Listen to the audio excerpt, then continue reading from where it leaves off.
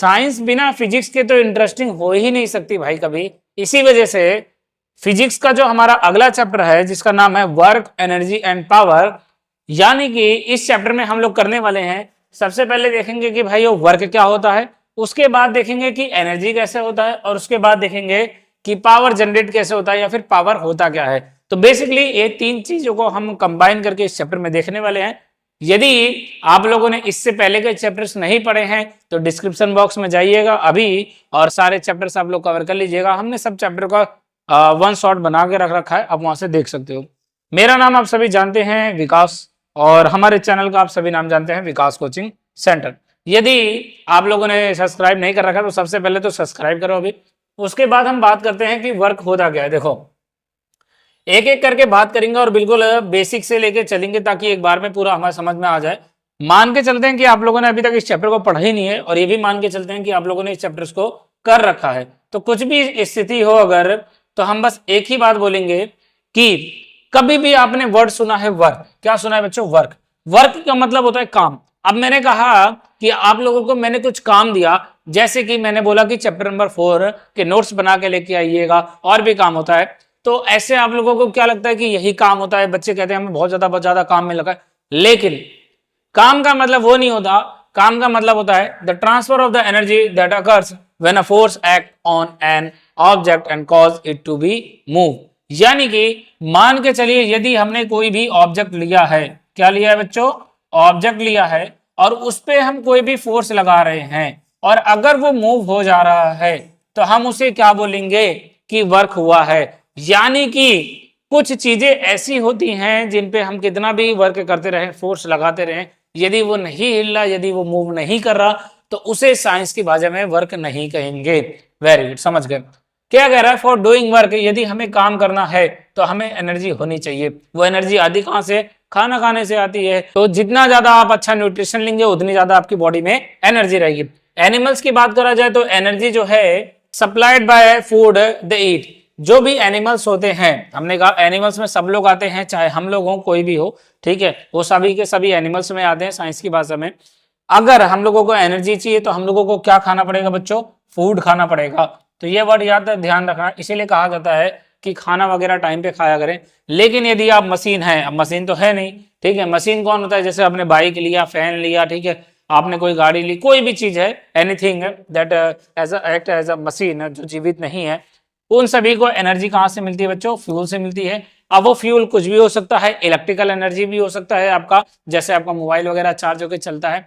ऐसे ही आप इसकी भी बात करते हैं, जैसे व्हीकल वगैरह हो तो उसको हम चलाने के लिए, जैसे बाइक चला दो तो बिना पेट्रोल दिए क्या बाइक चलेगा? नहीं चलेगा ना। बस यही चीज होता है कि एनर्जी चाहिए, बिना एनर्जी के तो कुछ नहीं होने वाला है वर्क में। अब कहा गया कि हम कब कहेंगे कि वर्क हुआ है? सबसे मेन बात, हम कब कहेंगे कि भाई वर्क हुआ है? देखो, Y something not much work is done in spite of working hard. कह रहा है कि कभी कभी ऐसा भी होता है, एक एग्जांपल से समझाता हूं, कि तुम बहुत ज्यादा हार्ड वर्क कर रहे हो फिर भी उसको वर्क नहीं कहेंगे, लेकिन कोई थोड़ा सा दिमाग लगा ले गया तो उसको कहते हैं कि हमने वर्क कर दिया।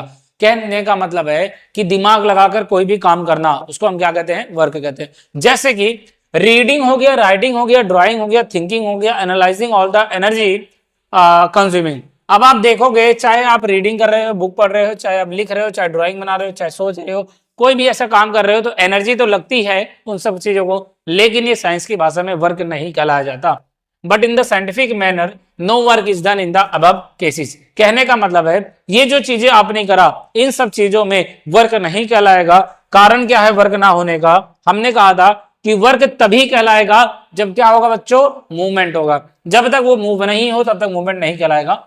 जैसे एक एग्जांपल लिखा हुआ है कि एक आदमी है और वो पूरा जान लगा के धक्का दे रहा है किसी भी दीवार को, और but work done is zero as well as stationery.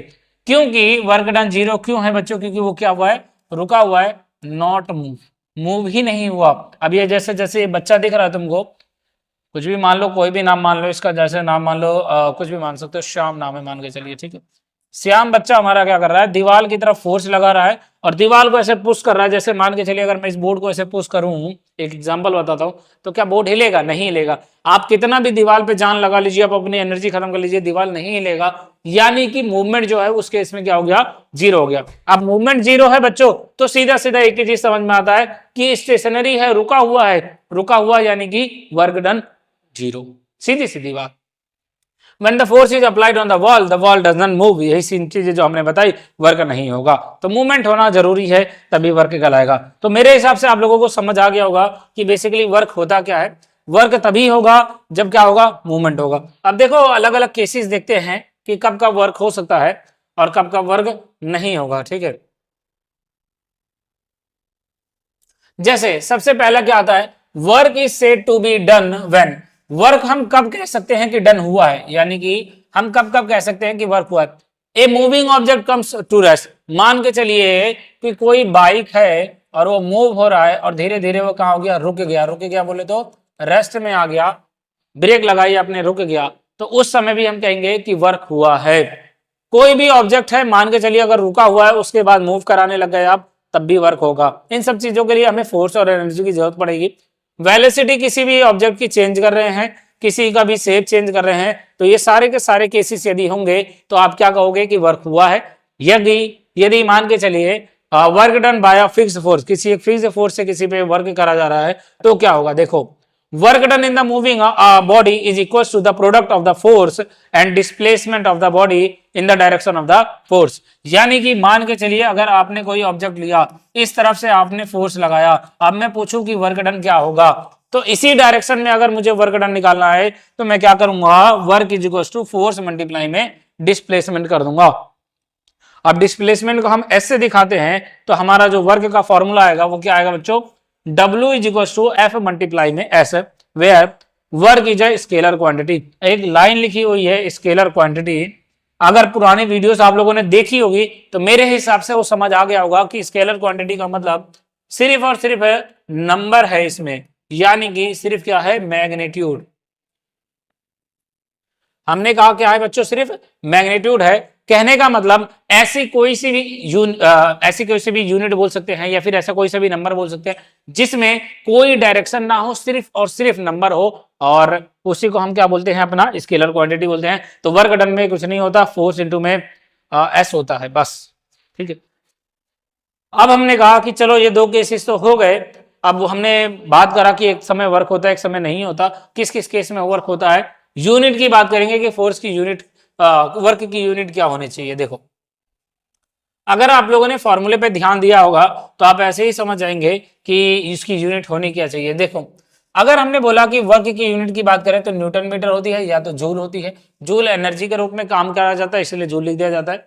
मान के चलिए 1 न्यूटन का फोर्स लग रहा है, क्या लग रहा है बच्चों, 1 न्यूटन का फोर्स लग रहा है, और बॉडी जो डिस्प्लेस हुई है 1 मीटर हुई है, तो उसी डायरेक्शन में तो हम ये कह सकते हैं कि जो वर्क डन होगा वो कितना होगा बच्चों, 1 जूल होगा। कभी कभी आता है डिफाइन 1 जूल ऑफ वर्क, तो आप ये लाइन लिख सकते हैं 1 जूल में बराबर होता है ये। अब हमने कैसे किया, हमने कहा कि जो हमारा वर्क था वो होता है बच्चों फोर्स मल्टीप्लाई में डिस्प्लेसमेंट। अब फोर्स का तो अपना न्यूटन होता है, ठीक है, एसआई यूनिट, और मल्टीप्लाई में जो हमारा डिस्टेंस है, डिस्टेंस को हम नापते हैं मीटर में, इसीलिए जो हमारा वर्क का अपना एसआई यूनिट हुआ वो क्या हुआ, न्यूटन मीटर। क्या हुआ, न्यूटन मीटर। वेरी गुड, समझ गए हो।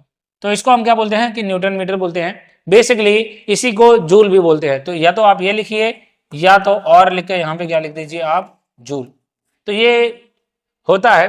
यहाँ क्या लिखा है, work is done against the gravity during the climbing of the stair. मान के चलिए कि आप सीढ़ियों पे ऐसे करके चढ़ रहे हैं, तो जो आप वर्क डन कर रहे हैं वो अगेंस्ट ग्रेविटी कर रहे हैं। क्यों अगेंस्ट कर रहे हैं, क्योंकि जो ग्रेविटी फोर्स लगता है स्मॉल जी वो नीचे की तरफ लगता है, आप उसके अगेंस्ट जा रहे हैं, ठीक है। आगे देखिए, हमने कहा कि पॉजिटिव, नेगेटिव और जीरो वर्क कब हो सकता है। कभी काम जीरो भी हो सकता है, कभी नेगेटिव भी हो सकता है। आप कहोगे अरे काम कोई करता है तो पॉजिटिव में ही तो होगा, जीरो में कैसे होगा या नेगेटिव में कैसे होगा। होगा डिपेंडिंग ऑन द एंगल या फिर depending on the direction of the force the work become positive, negative and zero. That means हम ये कह सकते हैं कि वर्क हमारा पॉजिटिव हो सकता है, नेगेटिव भी हो सकता है और जीरो भी हो सकता है। कब कब केसों में, देखो work is done by the force can be positive चीज हटा दो। पहला पॉइंट हो, सबसे पहले हमने क्या कहा, पॉजिटिव वाले केस के लिए लेते हैं कि पॉजिटिव कब होगा, जब भी फोर्स जो हो रहा है किसी भी चीज पे लग रहा है इन the direction of the motion of the body, तभी भी क्या होगा, मान के चलिए अगर हमने एक एग्जांपल लिया, जिस डायरेक्शन में हमने फोर्स लगाया, जैसे कि force act in the direction of the motion of the body, जिस डायरेक्शन में हमने फोर्स लगाया उसी डायरेक्शन में यदि हो रहा है तो हम क्या कह देंगे कि पॉजिटिव होगा। जैसे a child pools a toy car with a string horizontally on the ground, यानी कि इधर से उसने फोर्स को खींचा, अब देखो इस तरफ फोर्स लग रहा है और इसी तरफ आपका मूवमेंट भी हो रहा है। अब मैं किसी भी चीज को ऐसा करके खींच रहा हूं तो अपनी तरफ फोर्स लगा रहा हूं, और अगर वो अपनी तरफ ही आने लग गया तो मैं क्या बोल दूंगा बच्चों, सीधा सीधा कि वर्क इज पॉजिटिव। यहाँ पे जो W is to F into s की वैल्यू आएगी वो पॉजिटिव में आएगी। यहाँ पे 30 डिग्री का बनेगा एंगल, या फिर 40, जितना आप बना सको खींचने पे, ठीक है। कहने का मतलब है जिस तरफ मैंने फोर्स लगाया, फोर्स इस तरफ लग रहा है, आ भी इसी तरफ रहा है, तो उसको हम क्या बोलेंगे कि पॉजिटिव वर्क है। क्या है ये, पॉजिटिव है। अगला केस देखिए कि नेगेटिव कब हो सकता है, वर्क नेगेटिव भी हो सकता है। देखो कैसे, वर्क को नेगेटिव अगर हमें करना है तो हम क्या कहेंगे, when the force act opposite to the direction of the motion of the body, यानी कि मान के चलिए मैंने फोर्स लगाया अपनी तरफ और जा रहा है आगे की तरफ, तो हम क्या कहेंगे कि वर्क नेगेटिव जा रहा है। जैसे एक एग्जांपल है, when we kick a football lying on the ground, मान के चलिए एक फुटबॉल रखा हुआ है, हम उस पर एक लात मारते हैं, the force of the our kick move the football, तो हमने जो फोर्स लगाया उसकी वजह से बॉल जो होगा वो मूव करने लग जाएगा, यानी कि वर्क हुआ है। Here the direction of the force applied and motion of the football is same, so the work done is positive। तो यहाँ पे तो वर्क डन क्या होगा, पॉजिटिव होगा। क्यों, क्योंकि मान के चलिए इस तरफ से हमारा बॉल था, हमने इधर से ही फोर्स लगा रहा हूं, इधर ही इसका मूवमेंट हुआ है, तो अभी तो पॉजिटिव आया। लेकिन but when football slow down to the force of friction acting in the direction opposite to the direction of the motion of the football, thus the work is done with the negative। लेकिन मान के चलिए अगर ये किसी ground पे है, ठीक है, ये बॉल ग्राउंड पे है और थोड़ा सा आगे जाकर, जैसे ही थोड़ा सा आगे आया बॉल, अब यहाँ पे एक फोर्स लगाएगा अपोजिट फोर्स, जिसको हम बोलते हैं फ्रिक्शन फोर्स। क्या बोलते हैं बच्चों, फ्रिक्शन फोर्स करते हैं, जिसकी वजह से कोई भी ऑब्जेक्ट रुक जाता है तो फ्रिक्शन एक्ट होगा, ये अपोजिट लग रहा है, तो जिस तरफ हमने फोर्स लगाया उस तरफ फोर्स, मूवमेंट इस तरफ हो रहा है, फोर्स इस तरफ लगा, उस वाले केस में आपका जो वर्क डन होगा वो नेगेटिव होगा। जीरो वाले केस में देखते हैं कब जीरो होगा।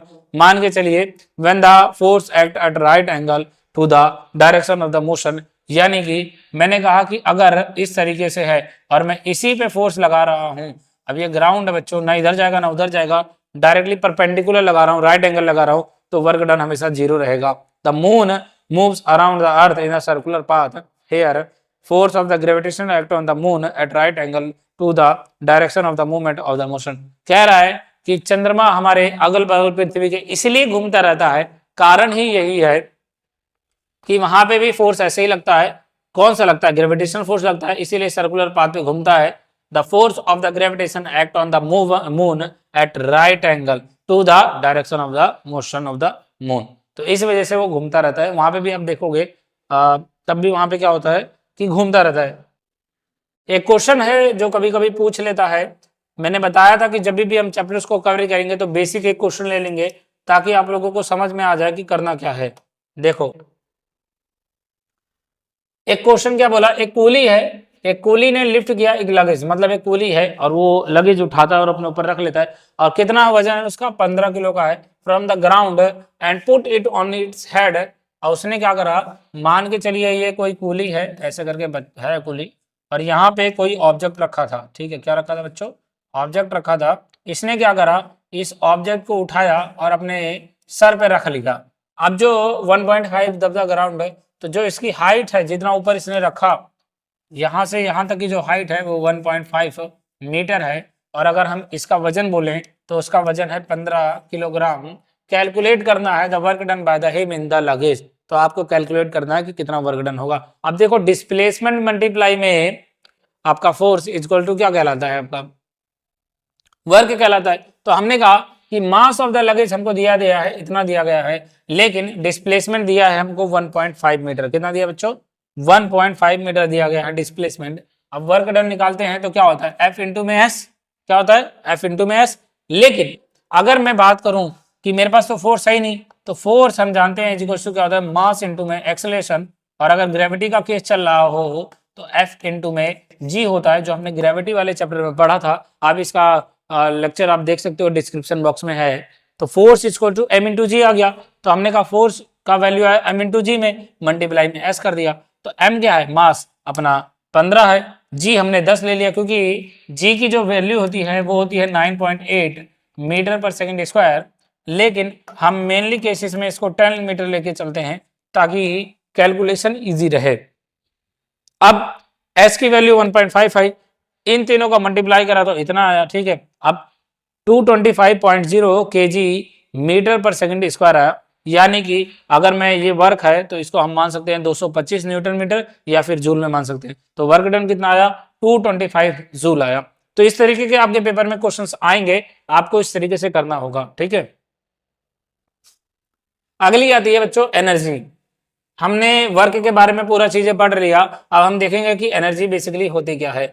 एनर्जी सुनते ही आपको समझ आ जाना चाहिए कि जब हम खाना खाते हैं तो उससे जो हमें मिलता है पावर, एनर्जी, वही एनर्जी होता है, ठीक है। The capacity of doing work is known as energy, यानी कि कोई भी काम करने के लिए हमारे पास कितनी क्षमता है उसी को हम क्या कहते हैं, एनर्जी कहते हैं। बोलते नहीं है कि ये काम तेरे बस की नहीं है, तो ऐसा क्यों बोलते हैं, क्योंकि उसके पास कैपेसिटी नहीं उतना उस वर्क को करने के लिए। दैट मीन्स दिस पर्सन के पास कोई भी एनर्जी नहीं है। तो एनर्जी रिलेट करता है कि कितना काम किया जा सकता है। जैसे कि the sun is the biggest source of the energy. अगर मैं बात करूं कि सबसे ज्यादा एनर्जी किसके पास है इस पूरे ब्रह्मांड में, ठीक है, तो हमने कहा सोलर सिस्टम की बात कर रहे हैं तो सन के पास सबसे ज्यादा एनर्जी है और ये सबको प्रोवाइड करता है एनर्जी। मतलब आपने देखा होगा सन की रेज हमारे पृथ्वी पे आती है तो एनर्जी ही आती है। Most of the energy sources are derived from the sun. जितनी मैक्सिमम जो एनर्जी होती है सबको मिलती है वो कहां से मिलती है, सन से मिलती है। Some energy is received from the nucleus of the atom, interior of the earth and the tides. कभी कभी क्या होता है, कुछ एटम से भी एनर्जी मिलती है और पृथ्वी के अंदर की जो इंटीरियर होता है, मतलब सबसे अंदर बात करें वहां से एनर्जी भी आती है, और कुछ टाइड्स आते हैं, ठीक है, पृथ्वी के ऊपर, उसके ऊपर भी आता है, ठीक है, पृथ्वी के अंदर ही होता है टाइड्स। तुमने देखा होगा जब टेक्टोनिक प्लेट्स वगैरह टकराती है आपस में। The amount of the energy processed by the body is equal to the amount of the energy it can do. कह रहा है अगर हम एनर्जी की बात करें तो जितना वो काम कर जाएगा दोनों बराबर होते हैं, जितना वो काम करेगा उतनी ही एनर्जी कहलाएगी। एनर्जी भी स्केलर क्वांटिटी होती है। अगर मैं एसआई यूनिट बात करूं तो same as work which is called joule, scalar quantity है। दैट मीन्स ओनली मैग्नीट्यूड इसके पास रहेगा, सिर्फ और सिर्फ न्यूमेरिकल वैल्यू रहेगी, इसके अलावा कुछ नहीं रहेगा। तो ये था हमारा कि वर्क क्या होता है। उसके बाद अगर हम बात करते हैं सबसे पहले एनर्जी की, तो बेसिकली देखो एनर्जी को हम मैकेनिकल एनर्जी में बात करते हैं। मैकेनिकल एनर्जी के दो हिस्से होते हैं, एक काइनेटिक एनर्जी होता है और एक पोटेंशियल एनर्जी होता है। तो सबसे पहले हमने काइनेटिक एनर्जी के बारे में पढ़ा। यहाँ देख लेते हैं एक कि मैकेनिकल एनर्जी जो वैल्यू होती है वो होती है, काइनेटिक एनर्जी को जोड़ दो और इसके अलावा पोटेंशियल एनर्जी को जोड़ दो तो मैकेनिकल एनर्जी के बराबर आ जाता है। तो इट मीन्स कि अगर मैं काइनेटिक एनर्जी की बात करूं, बेसिकली यदि ग्राउंड पे हैं, कहां पे हम ग्राउंड पे हैं, तो काइनेटिक एनर्जी होगा the energy of the body due to its motion.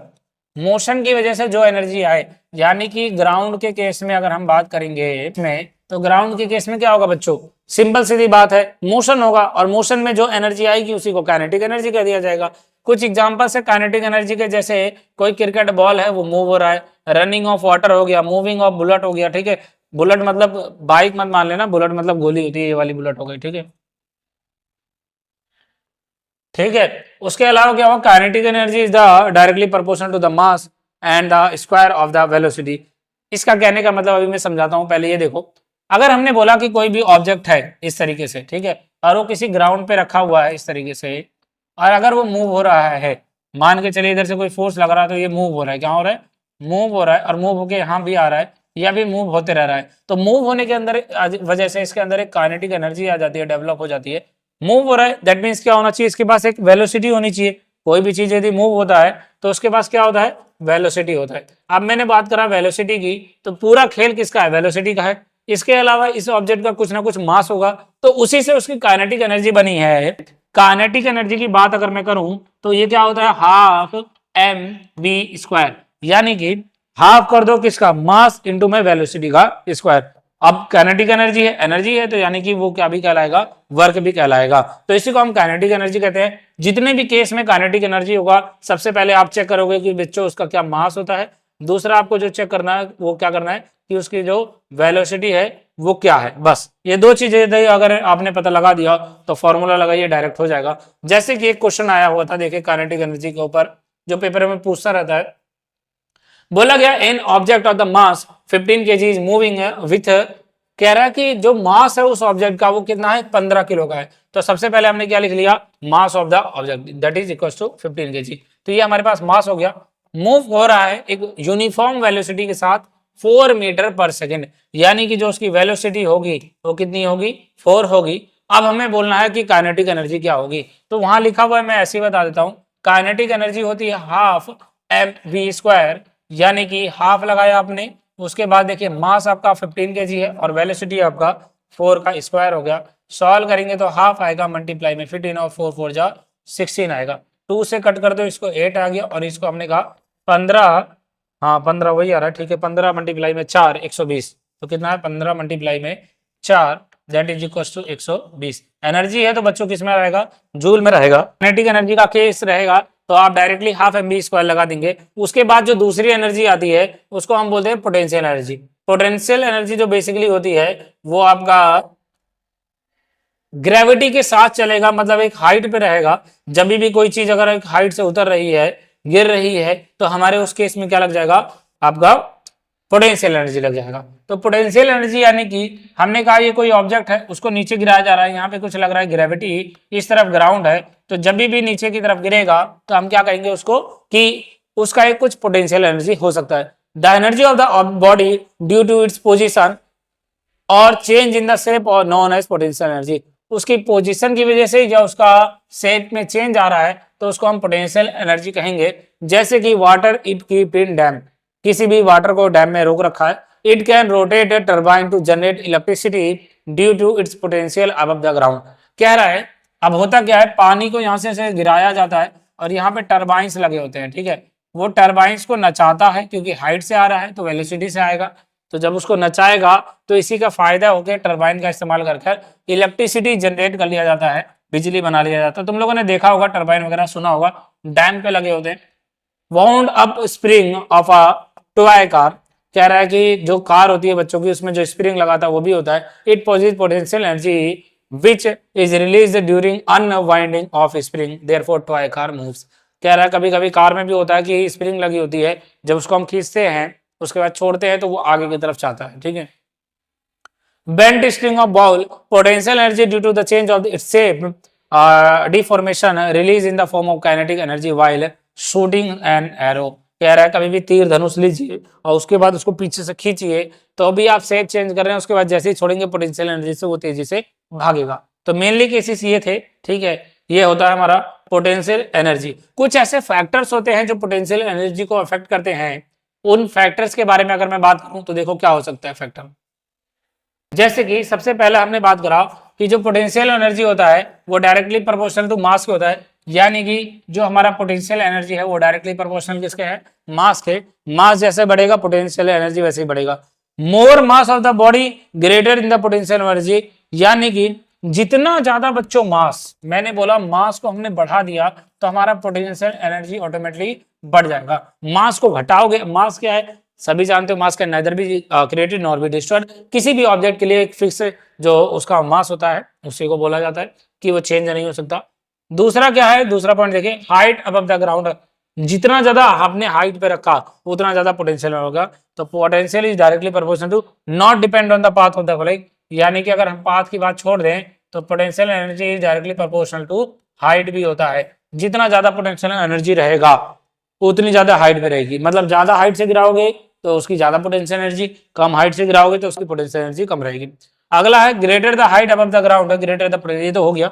अगला वाला देखो तीसरा केस, तीसरे केस में हमने बोला पहला तो हो गया, तीसरा केस देखो चेंज इन शेप, यदि हम उसका शेप चेंज कर दें, ग्रेटर द स्टिचिंग ट्विस्टिंग और bend more in the potential energy. याद रखना जब भी हम उसको ज्यादा खींचेंगे, ज्यादा दबाएंगे, ज्यादा शेप चेंज करेंगे, तब भी पोटेंशियल एनर्जी चेंज होगा। और जो पोटेंशियल एनर्जी होता है वो W is m g h है, यानी कि PE बोले तो potential energy is to mass into gravity into में हाइट। मैंने बोला कि तीनों पे डायरेक्टली प्रोपोर्शनल है, मास पे भी है सबसे पहला, ठीक है, उसके बाद दूसरा ग्रेविटी पे भी है, दूसरा हाइट के, तीसरा भी है किस पे, हाइट की वजह से, तो तीनों पे है। उस हिसाब से mgh इसका फॉर्मूला बना, ठीक है। पहले वाले का अगर मैं एक बात बताऊं तो यहाँ पे ये दोनों चीज याद रखना। क्या, देखो अगर एक सेकेंड, ये हमने बोला कि मैकेनिकल एनर्जी जो था हमारा वो था पोटेंशियल एनर्जी प्लस में काइनेटिक एनर्जी। तो अगर पोटेंशियल एनर्जी की हम बात करें तो mgh होता है, और इसकी बात करें तो ये होता है हाफ mv² होता है, ये कांस्टेंट रहता है सब में, ठीक है। मैकेनिकल एनर्जी एक बढ़ेगा तो एक घटेगा, एक बात याद रखना, ठीक है। अगला है, इस पे एक क्वेश्चन देखिए तो और अच्छे से समझ में आ जाएगा। जब भी क्वेश्चंस कर लेते हैं टॉपिक के बाद तो सबको समझ में आ जाता है, इसीलिए हमने क्या करा था, हर एक टॉपिक के बाद एक क्वेश्चन रख देते हैं। बोला गया है कि मान के चलिए एक बॉडी है जिसका मास कितना बच्चों 10 किलोग्राम का है, और उसको एक हाइट से गिराया जा रहा है जो हाइट है 6 मीटर का है। आप कैलकुलेट करना है पोटेंशियल एनर्जी। अब देखो हमने बोला कि mgh होता है, ठीक है।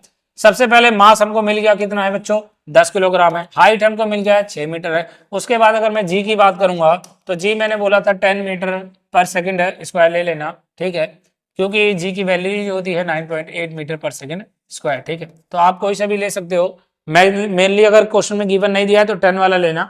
एक्सीलरेशन हमारा ड्यू टू ग्रेविटी 10 दे रखा है। सॉल्व करा तो लाइट चली गई थी इसीलिए थोड़ा सा चेंज हो गया। देखो हमने कहा पोटेंशियल एनर्जी हमारा कितना आ जाएगा, एम जी और एच मल्टीप्लाई कर देंगे तीनों को तो 10 10 60 कितना आ गया, इतना आ गया। तो ये हमारा क्या हो गया, एनर्जी हो गया कि कितनी एनर्जी इस केस में लगी, ठीक है।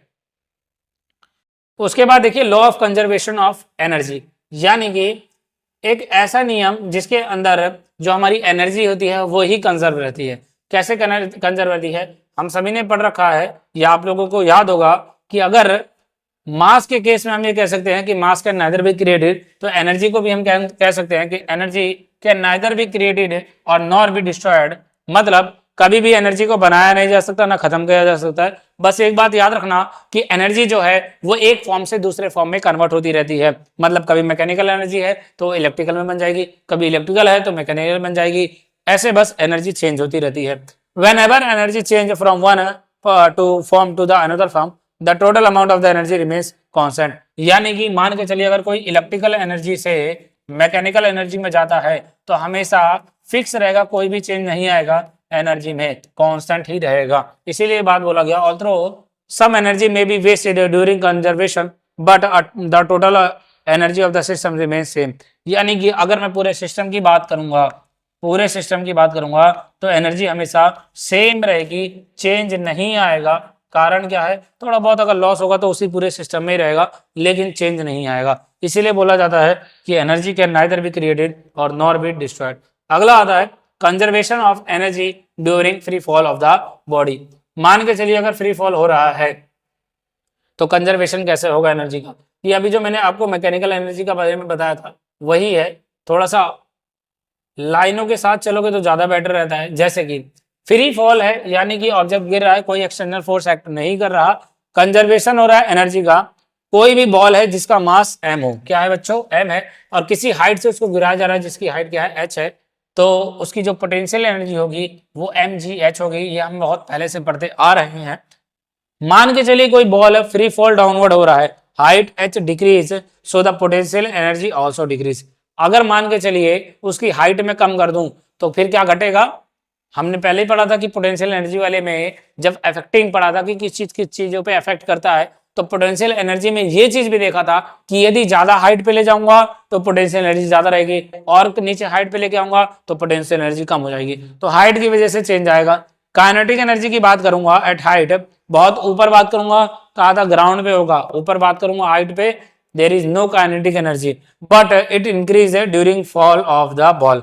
जितना ज्यादा बॉल नीचे गिरेगा उतनी ज्यादा उसकी काइनेटिक एनर्जी बढ़ती चली जाएगी, और जितना ज्यादा ऊपर रहेगा उतना ज्यादा पोटेंशियल एनर्जी रहेगा। जिसे जैसे धीरे धीरे नीचे लेके आओगे पोटेंशियल एनर्जी घटेगा और काइनेटिक एनर्जी बढ़ता चला जाएगा। जैसे जैसे और नीचे लेके आओगे एकदम ग्राउंड पे बचाओगे तो पोटेंशियल एनर्जी 0 हो जाएगा और काइनेटिक एनर्जी आपकी मैक्सिमम हो जाएगी। केस कैसे समझ रहे हो, देखो इस केस को अगर आपको समझना है तो आप ये देखो कि फॉर्मूला होता है mgh और एकदम हमने हाइट ही 0 ले आया तो ये पूरा किसके बराबर हो जाएगा, 0 हो जाएगा। तो उस समय सिर्फ और सिर्फ काइनेटिक एनर्जी बचेगा, तो एक बढ़ रहेगा तो एक घटेगा, एक घटेगा तो एक बढ़ेगा। काइनेटिक और पोटेंशियल में ऐसा होता है, दोनों मिला के कंजर्व करते हैं। जैसे the sum of the potential energy and the kinetic energy of the ball remains same at every point. याद रखना, आप इस ऑब्जेक्ट को गिरा रहे हो, इस बॉल को गिरा रहे हो नीचे तक, आप किसी भी पॉइंट पे बात करें, इस पॉइंट पे बात करें, इस पॉइंट पे बात करें, इस पॉइंट पे बात करें, इस पे काइनेटिक एनर्जी और पोटेंशियल एनर्जी का जो सम होगा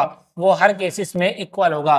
क्यों होगा इक्वल? क्योंकि दूसरा घट रहा है तो एक बढ़ रहा है, एक घट रहा है तो एक बढ़ रहा है, तो इसीलिए हर केसेस में ये लोग बराबर कर लेते हैं। दैट मीन्स हाफ mv² और mgh मिलाकर हमेशा क्या रहेगा, कांस्टेंट रहेगा। तो kinetic energy plus potential energy is equal to constant, हमेशा कांस्टेंट रहेगा, कभी चेंज नहीं होगा। ठीक है, the last topic is power. हम बात करते हैं कि पावर होता क्या है। देखो पावर कहते हैं, बोलते नहीं अरे भौकाली मचाने के लिए हमारे पास बहुत पावर है, ये है वो है, तो एक्चुअल में वो पावर नहीं होता। ठीक है, वो दादागिरी होती है। पावर क्या होती है? देखो पावर को हम डिफाइन करते हैं रेट ऑफ एनर्जी कंजप्शन, यानी कि किस हिसाब से एनर्जी का कंजप्शन हो रहा है, खत्म हो रहा है, उसी को हम क्या वर्ड बोल देते हैं, पावर। जितनी ज्यादा एनर्जी खत्म हो रही है, जिस हिसाब से खत्म हो रही है, जिस स्पीड में खत्म हो रही है, उसी को पावर कहते हैं। तो पावर बोला, क्या बोला, कंजप्शन किसकी, एनर्जी का रेट के साथ, रेट हमेशा टाइमिंग लेते हैं। तो वर्क डन अपॉन में क्या आया, टाइम टेबल, यानी कि W/T work done per unit time. तो हमने बोला ऐसा यूनिट जो पावर की रहेगी वो वाट होगी। बोलते नहीं 40 वाट का बल्ब है, 50 वाट का बल्ब है, इट मीन्स कि वो जो 40 वाट 50 वाट का बल्ब है वो इतना वाट एनर्जी खपत कर देगा, ठीक है, इतने समय में 1 जूल एनर्जी पर सेकंड में खत्म कर देगा। 1 वाट 1 जूल एनर्जी के बराबर होता है, ये बात याद रखना। Power is 1 watt when 1 joule of the energy, यही लाइन लिखी है। एवरेज पावर अगर आपको निकालना है तो टोटल वर्क डन और टोटल एनर्जी यूज, जितना आपने काम कराया या जितनी एनर्जी कंजप्शन हुई है आप उनमें टोटल टाइम टेकन कर दो तो आपका पावर आ जाएगा। तो बेसिकली ये था कि पावर क्या होता है। ठीक है, इस पे एक क्वेश्चन देखिए जो कि हमारा लास्ट क्वेश्चन है इस चैप्टर का, और देखो कितना आसान सा है। मेरे हिसाब से तो चैप्टर समझ में आ गया होगा, आप लोगों को नहीं आया है तो मुझे बता देना। हम अभी इसके PYQ एक बात बताता हूँ, हाँ हर चैप्टर के 10-10 मोस्ट इंपोर्टेंट क्वेश्चंस के हमारे लेक्चर्स आ चुके हैं, जाके आप यूट्यूब पे अपने प्लेलिस्ट पे हमारे देख लीजिए, आपको मिल जाएंगे, वही पेपर में आएंगे। ये तो कॉन्सेप्ट वाली वीडियो थी। मान के चलिए एक बल्ब है जिसका कितना खाता है, ये 60 वाट का बल्ब है, 6 घंटे तक उसको जलाया गया, टाइमिंग 6 घंटे है। तो आपको बताना है हाउ मैनी यूनिट, जो कितने यूनिट इस्तेमाल होगा। यूनिट को हम याद रखना है, जो 1 यूनिट होता है, जो बिजली का बिल आता है ना, 1 यूनिट, 1 यूनिट में 1 किलोवाट आवर होता है। ठीक है, अब देखो अपने केस में आते हैं, बोला गया kilowatt hour of electrical energy are consumed, कितना इलेक्ट्रिकल एनर्जी कंज्यूम होगा। सबसे पहले हमने कहा 60 वाट का बल्ब है, ठीक है, इसको किलोवाट में चेंज करो, किलोवाट में, तो किलो मतलब हजार, हजार से डिवाइड कर दो, डिवाइड कर दिया तो कितना है, 0.06 है। क्यों चेंज किया? क्योंकि हमें किलोवाट में ही निकालना है। ठीक है, अब किलोवाट आवर में निकालना है। देखो एनर्जी निकालेंगे पावर इंटू में टाइम, पावर इंटू में टाइम, ये एनर्जी का फॉर्मूला होता है, पावर इंटू में टाइम टेकन।